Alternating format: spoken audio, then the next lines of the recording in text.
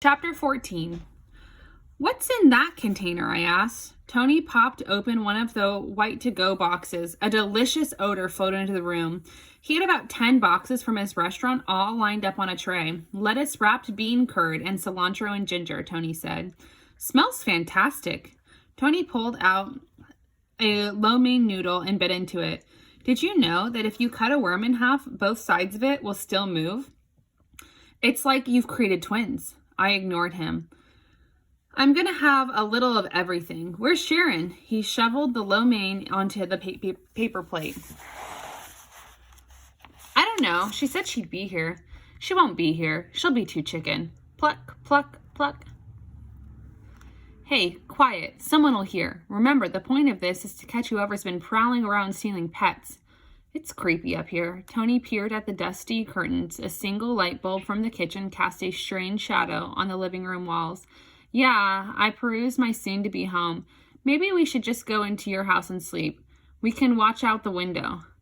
Now, don't get scared on me. I'm not scared, I argued. It's just that, what? What if the guy who's been hiding up here has a gun or something? Then I'll jump on his neck and you kick the gun straight up into the air like you see in the movies. Right. I could just picture us running around like two little cartoon characters, our legs spinning like wheels. Listen, I whispered. That's just the sun setting. You can't hear the sunset, I laughed. What a joker.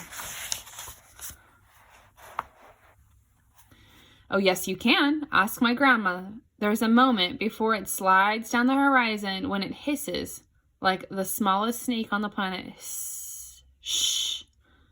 There were sounds, lots of them. Curtains brushing against the wallpaper, the breeze whistling through the thin cracks in the window, the creaking of walls. There were regular sounds, nothing to write home about, but enough to give me a huge case of the creeps.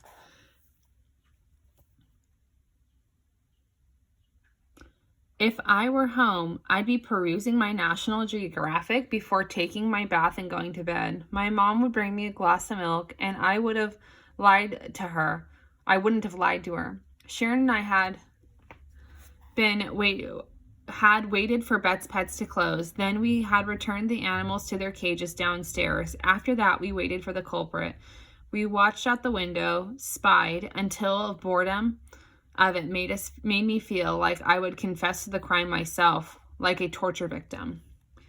If I have to keep quiet all night, we might as well go to my place, Tony said. No, we better stay here and be sure that Sharon isn't going to show up. It would be pretty bad for her to come up here by herself. She won't come. I think she will, if she can get out. Bet she doesn't. Bet she does. How much? $1. Okay, we shook. Do you even have $1? Tony asked. I've got about $600, I said, in a savings account. I startled myself. To be honest, I never much think about it. Every month, my parents pay me a little for working at the shop, and I deposit into my savings account.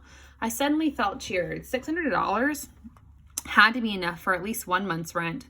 I dug into the food. It was delicious. In addition to the Chinese food, Tony's dad had added some Vietnamese dishes, and his mom some Italian. There were little thin pancakes wrapped around shrimp and lemongrass, and a little pudding made with ricotta cheese, and a shell-shaped cookie covered in chocolate. It was a wonder no one in his family was fat. What did you tell your dad? I asked Tony. I told him we were sleeping over up here above the store.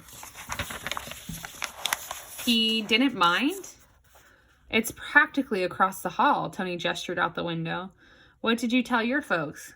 That you and I were having a sleepover, and just that I knew that they'd figured it was at your place. What if they call? They probably won't, but if they do, I'm in big trouble. Well, at least your dad knows where we are, in case, Tony repeated. Maybe we should. You done with this? Tony interrupted. I nodded. Stuffed. He closed the containers. We can eat again later, he said. We laid out our sleeping bags next to each other on the floor. Did you read in yesterday's paper about the guy who was digging up bodies in the cemetery? He was cutting out the eyes and selling them to these cult people who use them in spells, Tony offered. When we were little, I reminded him, your dad used to tell us that story about the guy who was missing his toe. Yeah. And he'd creep around the room howling, who stole my toe? and then suddenly grab one of us. Tony laughed. Then both of them stopped, frozen. The wind picked up out of nowhere. They say in Chicago is the windy city, but Cleveland's got to be the close second. Maybe the wind was there all along, but talking about dug up bodies and stolen toes made us aware of it. Soon a little tree limb started tapping away on the window. The next thing we heard was a long, sad creak of the downstairs door sliding quietly open. We froze.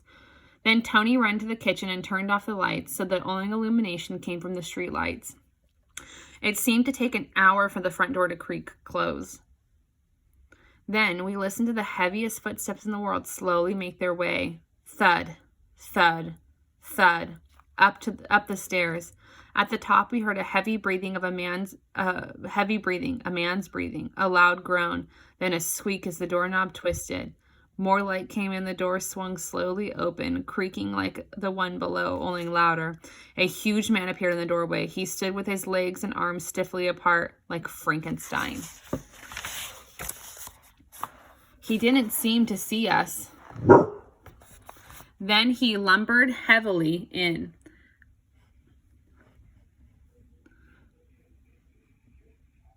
I knew then that in the last moments of your life, you don't think about big things but small things. I thought about when my dad brought in the angelfish that we got donuts and coffee and set up our chairs in front of the aquarium and watched the ripple of his fins as he moved in the water.